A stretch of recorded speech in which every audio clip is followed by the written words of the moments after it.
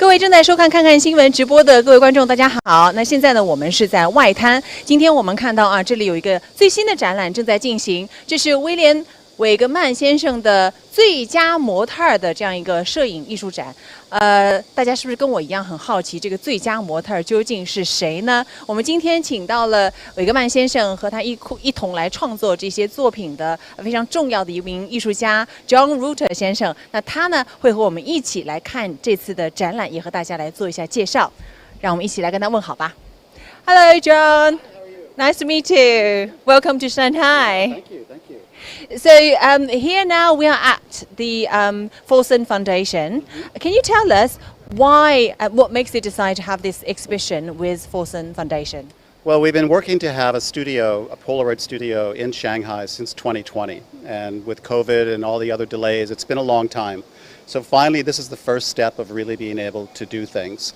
And so my friend Jesse Lin, who owns the camera here, had been trying to get some kind of exhibit, maybe a group exhibit of Polaroids, and finally we sort of settled on Bill Wegman, William Wegman to everyone, who I've known for 40 years. I've worked with Bill for a very, very long time.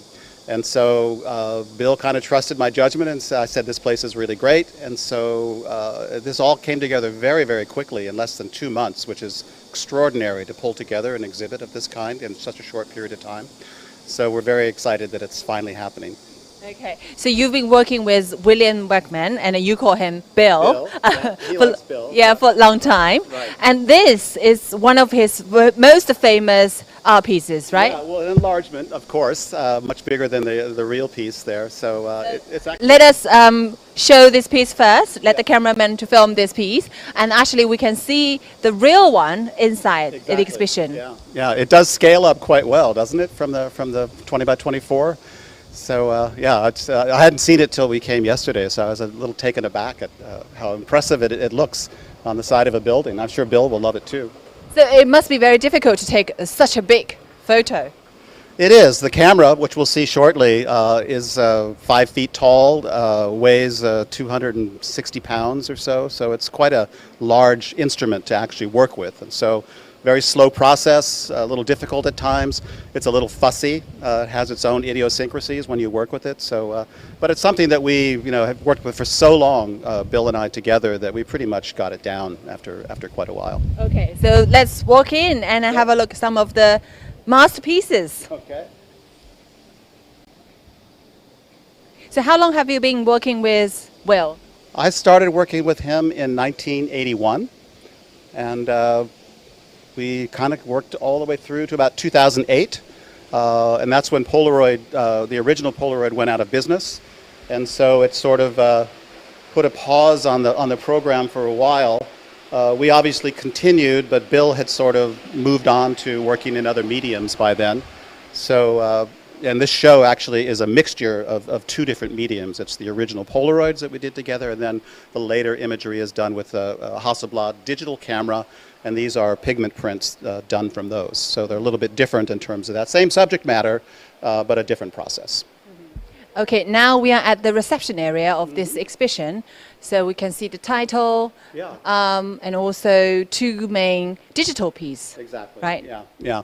And so it's interesting for me because I hadn't seen these prints ever. I've only seen his digital work, like in reproductions and things, and so they're actually quite beautiful. As one who made the Polaroids, I have no jealousy over the digital prints. They're quite beautiful as well. But to be honest, we like the classic ones. Well, I do, yeah. So that's my thing, is Polaroids. So, but if Bill likes it, I like it, though. So it makes him happy to keep working. So let's move on and see some of the digital photos here. So can you tell us your personal stories about pets? Do you raise pets? I have cats. I've had cats my whole life, but I had dogs growing up, so I love dogs. I love Bill's dogs. There was always like a little family, because once he had Faye, the original dog, she gave birth to a litter of puppies, and 3 of them continued to work with Bill. So there'd be 4 dogs that would come on a daily shoot that when we would work with. And we'd be together a lot, and so it was almost like an extended family, that the dogs would take over the couch in the studio, and we'd all have to sit somewhere else. So they were the priority when they would come in, and they were just really great animals, really lovely animals. Weimaraners are, trained to be hunting dogs, so they like to take direction, and they like to work. They're working dogs and that sort of thing. And they really take on the sort of characteristic traits of their owner. Bill is a very calm, sort of in the moment presence, and so his dogs kind of picked up on that. I had a couple of puppies that were given to some of my assistants, and they were very different animals, much more high-strung, so they really take on the personality characteristics of the owner. So Bill, very calm, and that's perfect for making photos. Okay. Probably I need to speak something to our audience in Chinese to tell them they can actually carry pets to this exhibition. Is that okay? Right, yeah. Yes, exactly. 那其实呢，在这个展览当中啊，也请我们的摄像老师呢，给大家可以在这些照片当中啊游走一下，看一看。那因为现在我们看到的这些作品呢，全部都是我们说的数码照片啊。但是呢，我身边的这位 John 先生呢，他其实最早的时候是伴随着韦格曼先生创作了非常多的经典的这个胶片的作品，也是20×24的这个经典画幅的这些作品。那这个展览呢，非常的特别在于呢，首先第一，它是寻找到了这些非常棒的最佳模特啊，这些狗狗们来作为了照片的主体啊，他们的拍摄的主体的模特。那同时呢，在这个展览当中啊，我们还会鼓励大家和你的宠物一起来看展。那么也请我们 John 先生 ，We follow the routine。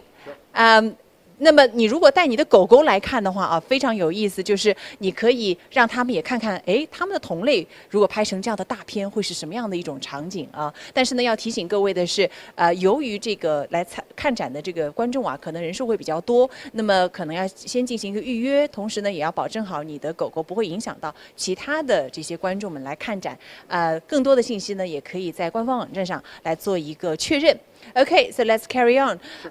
Here we see 5 photos. Right, sort of a group set here, and it looks like there's 4 dogs in there. It's hard to tell exactly, though. So, as I was saying before, Faye gave birth to a family of 4, which Bill, or three children. And they would be sort of the core group that would be in all of the photos. And so every photo shoot that would happen, all the dogs would come. And so a lot of the classic work, which we'll get to in a little bit, is maybe 1 dog, 2 dogs. But these kind of went into, it's kind of an anomaly in terms of the rest of the work, more of a formal kind of piece, but sort of haphazard at the same time. It looks like a crowd scene or a street scene or something like that, and a little bit chaotic, but still, there's a balance between them, between the way the dogs, and I love the way the light catches their ears and everything. So they're really beautiful objects that way, but kind of a different approach to a lot of the other singular pieces. 我想我们看直播的观众现在很想看看刚才 John 所提到的这个狗狗，它头发上这个毛发上面的这些光泽感啊，因为它有灯光照射的关系，然后呢还有这些狗狗的神情，也请我们的摄像老师呢能够近一点的再来给大家看一看这些作品。那同时呢，我们再继续问问题啊。John, can you tell us, is it quite difficult to taking this kind of photo with 4 dogs or 5 dogs in one shot? Yes, definitely. The camera is huge.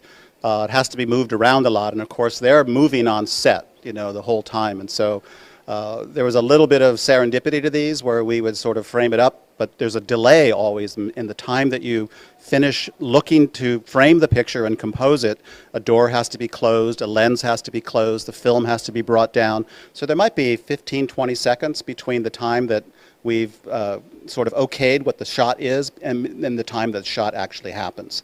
And so in that amount of time, lots of things can go wrong on the set. The dogs might move, you can see they're kind of crowding each other, that sort of thing. And so, but Bill kind of embraced the sort of chaos of that moment, and so there's kind of this really lovely sort of just, formality out of chaos, I think, in this particular shot, or series of shots. Yeah, but I think for the audience, it's the beauty of this creation. Yes, definitely. Yeah, and I love always the way that one of the beautiful things about the Weimaraners is the way that their fur captured the light and the way the light flowed over their fur. I mean, it really is a beautiful situation. Yeah, it's like the water wave. Yeah, exactly. Okay, Yeah. So now let's move on to this part. Yeah. Here we see 2 classic. Yeah.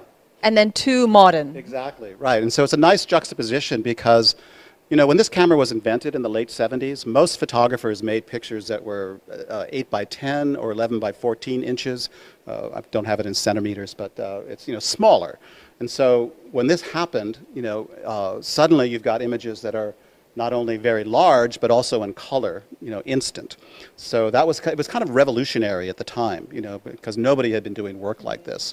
And so, fast forward maybe 25 years before digital finally came in. And of course, very high resolution cameras, the sharpness and everything certainly rivals what the Polaroid did. But at the time that the Polaroid came out, nothing looked like this. I mean, it's just because the way the Polaroid works, you have a negative, you have a positive. And so the negative image just goes right over to the positive. So it's like what we call a contact print. If you go back to the history of photography where someone might shoot an 8x10 negative, they would lay it onto the piece of paper. So there's no enlarging happening. So this is a direct size of the image. Call it direct magnification. Comes out of the camera that size. So there's no loss of sharpness or detail or anything from an enlarging process. Digital kind of is its own sort of animal in terms of that, because it's a much different way. Analog versus digital, you have, the image is digitized into ones and zeros, and then it's translated back out to the print and everything. So very, very complex, actually, in terms of this one.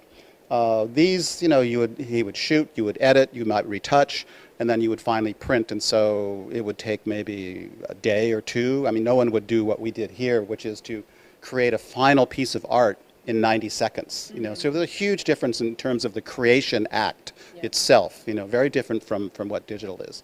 I mean, I love the digital. I use digital all the time, but of course my heart is with the analog process and what it means, and not only in the history of photography, but just in terms of image making in general. Okay, so let's go to this space. Actually, we see a lot of recreation in this space. For example, this one. What happened? Okay, please stand here. Yeah. Okay, so what happened with this one? It's a pretty funny piece. Bill would sometimes shoot pictures, and because they're so realistic, when you cut them out and put them in another photo, it almost looked like it was the real dog itself. And so he would do that. I'm not sure where the missing cutout went. Could be in another photo. It's not here, obviously. And so kind of very typical Bill. He came out of the 1960s as an artist, very conceptual sort of thing, and so he decided to, all right, I've got this empty frame, but it looks pretty cool. I'm going to make that a final piece as well. So there you go, a picture of a dog with no dog in it.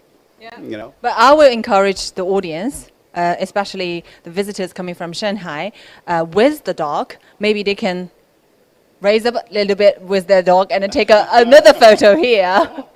我会建议大家啊，如果你是真的是跟狗狗来的话，这张照片你可以把你的狗狗放在这个位置，看看是不是也可以跟大师的作品一起来做一个合影。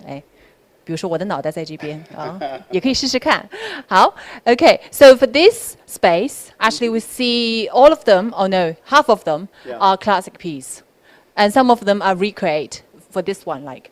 It only has the nose. It's just a nose, so this would have been I don't know if it was a piece of fabric. It's very dark there, so it's just a little hole cut out and the nose coming through. So there is a full dog behind that, so it's just you just have the small little piece there. So this is the recreation that we talk about. And then this one, we see the eyes are different. Right, little tack-on eye for on Bettina there. So it kind of harks back to surrealism. Jean Cocteau and other artists from the 20s and 30s. So Bill would often reference some other eras of historical art eras, and doing things. Not always obvious to people, but that's what that is. Okay, so these photos they are from these photos they are took in. Yeah, quite a bit of the show is probably the mid-90s or so. There also are some from the 80s. I started working with Bill in 1981. And he had a different dog in the beginning, and then he got a new dog, Fay Ray, in 1986. That also coincided with the time we moved to New York City from Boston. And so that really changed the whole program there, because now suddenly we were where all the artists were, whereas before they would have to come up to Boston to work. And so that really ushered in an era where a lot of artists, particularly like Bill, would work very frequently, almost every month, for years and years and years. And we would also then take the camera on location many times. He has a home up in Rangeley, Maine, which is up near the Canadian border. And we would often go for 2-3 weeks during the summer and shoot outdoors with it, which is a whole, none of those pictures are here, unfortunately. But so we shot under a whole huge variety of different conditions and everything. So this is a little more controlled, most of the studio work here. Okay, so maybe next time when you have the exhibition, you can bring those photos in. Let's go out and then see this area. This area is actually my favorite area because the solo photos, they look like the drama. Yeah. Right? They're sort of theater pieces, aren't they? Yeah. So I also it's nice here to point out to the audience, there are generations of dogs here. So this is Fay Ray behind you here. So she, Bill got her in 1986, and then she had a litter of puppies, I think around 1990. That's the year my daughter was born, so I'm pretty sure it was there. It might have been a little bit later, but anyway. So he kept 2 of the dogs himself, Batty and Chundo, and then a friend of his, Dave, kept one of the other dogs, Crookie. So there was like a team of 4 dogs that would be the stars of the theater piece for many, many years, for instance. And so like the piece that we saw earlier, the group shot, that's probably the 4 of them there. But Fay was certainly the main star in the beginning. And she was really great at balancing things. She kind of loved a challenge. She was a real hard worker. She was really into it.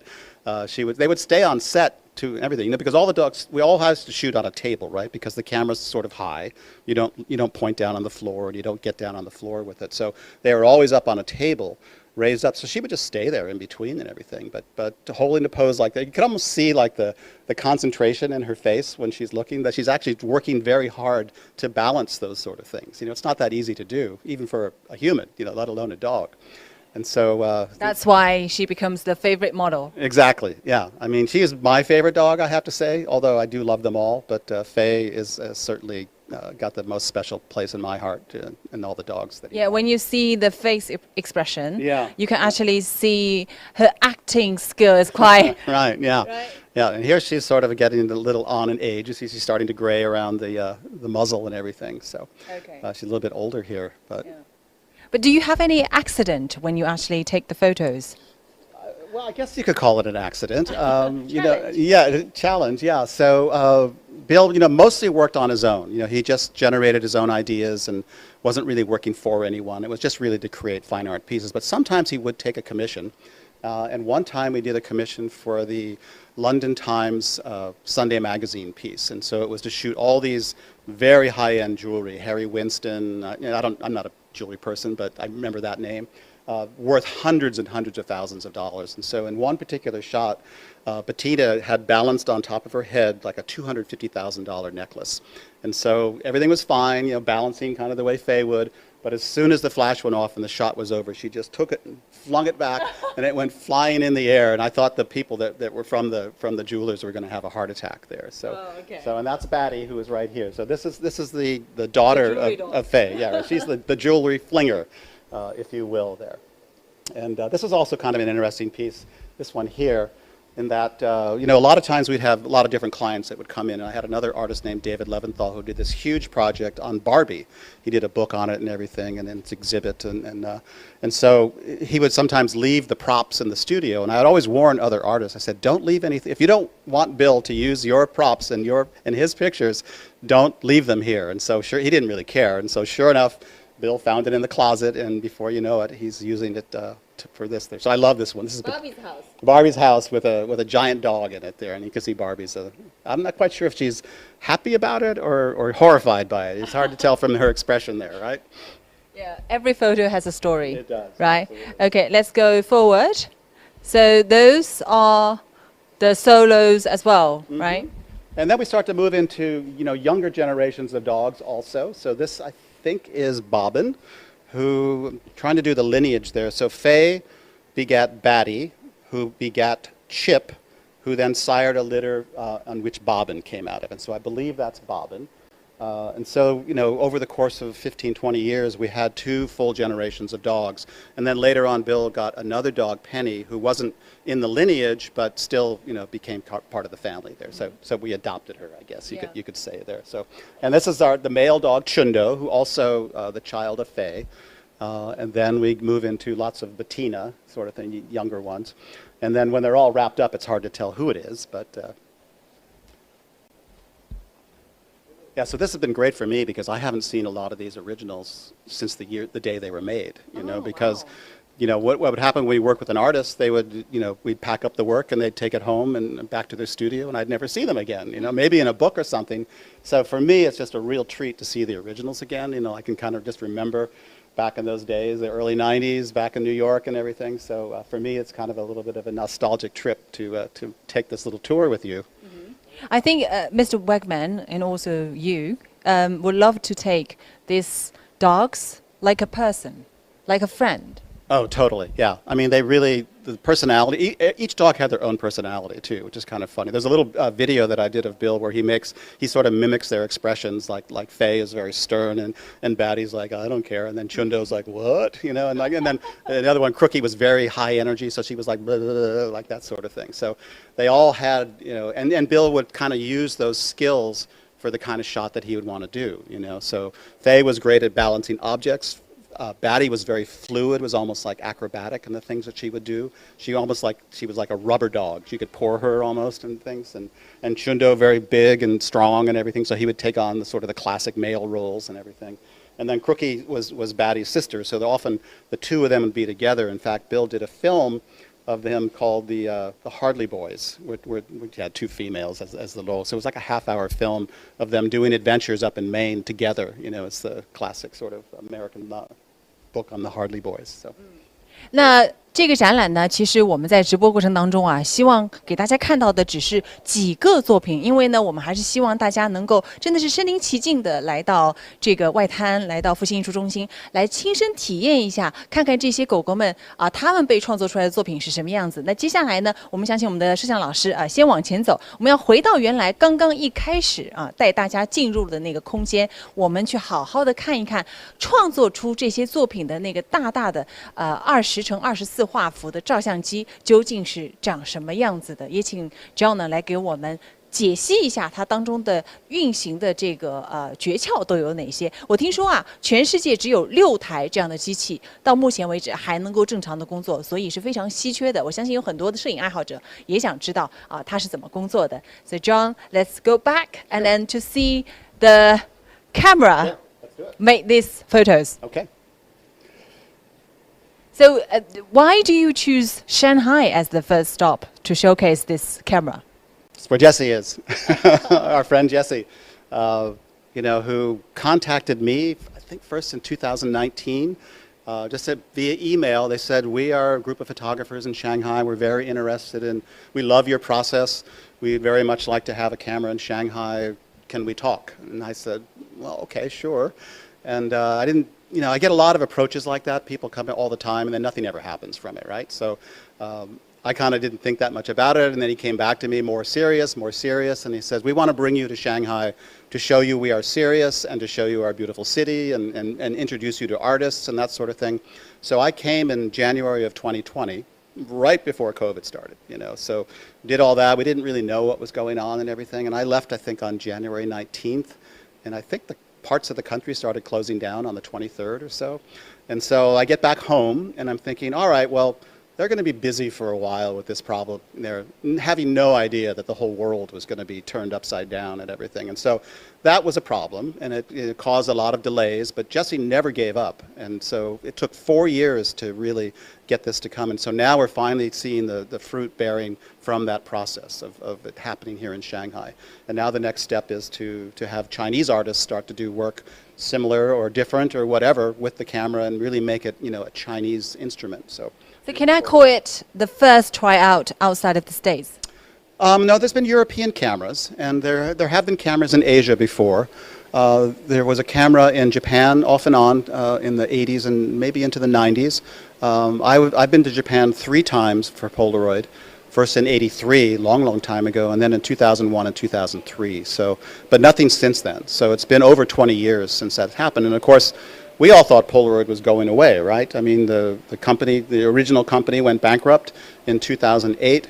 The reason we're still here and why we're able to do this today is I got together with an investor through one of my clients, Elsa Dorfman, who allowed us to buy a large amount of film from the original Polaroid before they went away.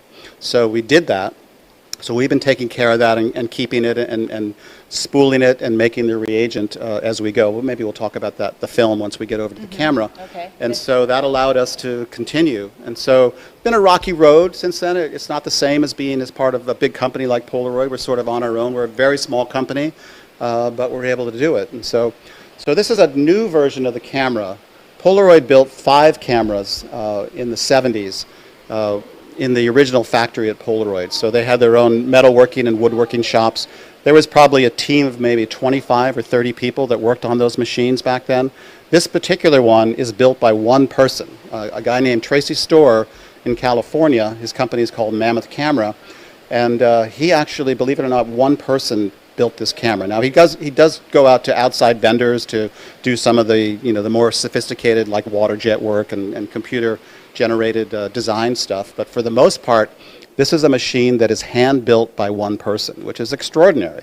And you can see there's so many parts, and every part has to be made. This has to be made. These have to be made. These are sort of stock parts, but all these things from here, all this has to be made. These are not off-the-shelf parts at all.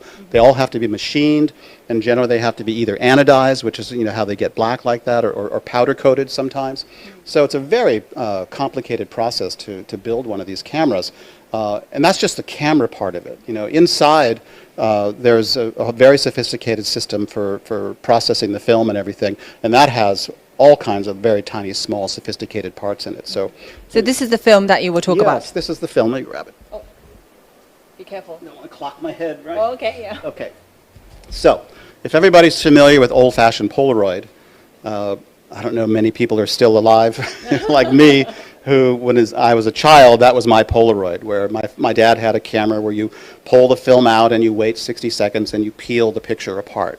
Most people who are familiar with instant film probably know Fuji more than they know Polaroid, but we call that film integral, meaning that you don't peel it apart. And so the idea, when Polaroid made it, was that there's no trash, because when you peel it away, you throw the negative away. And so you had litter problems and all that kind of thing. Plus it's messy and everything. So the whole idea in the invention of integral film, or SX70 as it was called, was to reduce the clutter and make it much simpler. So you didn't have to do anything. The picture comes out and you just wait for it to develop up. So this is the old-fashioned material. And so this material was coated by Polaroid in 2006. And so this is the negative. And so, the classic of photography, if you think about analog photography, let's say black and white, you have a negative that you would put in a 35 millimeter camera. You would process it in a dark room and everything. You would dry it and everything. And then you would put it in an enlarger, and then you would print it to a piece of paper.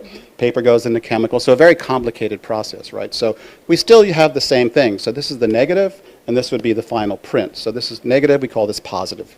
And so what happens is inside the camera, this rolls down in the back, and through this lens, the light strikes the negative, and then it goes and it meets the positive, which is at the bottom of the camera, between 2 rollers. And then the third component is a chemical packet that we call a pod, and it has the developer in it. It's actually not called developer, it's called reagent, but similar to developer. So then there's a motor inside, and it breaks open that chemical packet through the rollers, and the film will exit out the bottom of the camera, and then we cut it off with a knife, and then we put it on a table, and we wait for it to develop. Now it takes a little longer. It takes about 2.5 minutes. It used to take 90 seconds. Now a little bit longer, I think because the film is older. And then you peel it apart, and then you have your final picture. So pretty complicated process, very slow.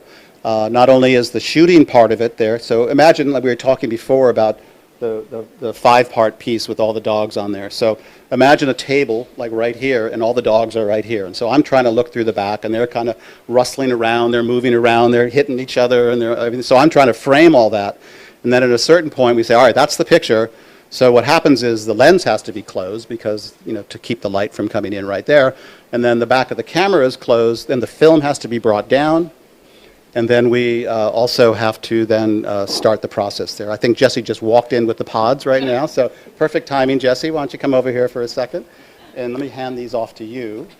好，那刚才我们 John 一直都提到的这位 Jesse 先生啊，他现在是把这个另外一个工作的配件交到了 John 的手中。John, can you move on to the camera side? Sure. So these packets contain the reagent that I was talking about. And so we use 2 of these for every picture. And so what happens is there's a liquid in each of these chambers, and they will sit, let's say these are rollers here. So they'd be right on top of the rollers. And so the negative is coming down, and the positive is already at the bottom. They meet together, and what happens is they get pulled through the rollers, and these packets are designed to break under pressure. So when the rollers start to move, it actually squeezes them and pops them, kind of like a mustard packet. You know how, like if you stepped on a mustard, it would squeeze out, right? So these squeeze out, and then it spreads between the two rollers, and in between the positive and the negative. And then what happens is a very fascinating process. It's called diffusion transfer. So not only is the negative, it has silver coated in there, there's dyes developed. It's a very complex series of chemicals and coatings on this piece of film. What happens is the dyes then migrate across to the positive, and so that happens over the course of the development time, and then when you peel it apart, the dyes are all there. So seems simple, but it's an incredibly complex process, and it's a miracle that it worked way back then, and it's a miracle that it still works today. Well, after you explain how it works, it makes me feel like this big camera is coming from the museum. How many cameras? I heard that there were only 6 of these kind of cameras can still work. The original Polaroid camera made 5 cameras in 1977 and 78. And then Mammoth Camera, who makes these, I think this is the 4th camera he's made. And so that would give you 9 cameras total. Okay, so last question. What kind of feedback do you expect to see in Shanghai in this exhibition from the audience side? That's a really great question. It's hard to know. I mean, I think one of the great things about Bill's work is how accessible it is, because it's dogs. You know, everyone loves dogs and everything. And so it can allow people to kind of get an entry into the fine art qualities of this. So you start coming appreciating the animals. You love animals and everything. But then you start thinking, wow, this kind of looks like an oil painting from the Renaissance. You know, that it's very formal. It has these qualities of arrangement of things. So it's serious art at the same time that it's very accessible art. And I think that's really the beauty of William Wegman's work. Okay, thank you, John. Thank you. 那么正在看直播的各位观众啊，如果您接下来呢也有兴趣到这个非常特别的最佳模特的展览来看一看的话呢，我相信啊你也会跟你的小宠物们一起度过一个非常美妙的沉浸在艺术世界里的午后。那在这个同时呢，大家也可以到外滩啊，因为整个外滩艺术季啊，不仅有这样的一个最佳模特的展览，同时呢在场外还有很多的本土的艺术家，他们创作了跟宠物有关的一些大型的装置，大家也可以一起去看一下。那我们今天的直播呢就到这里结束了，谢谢各位。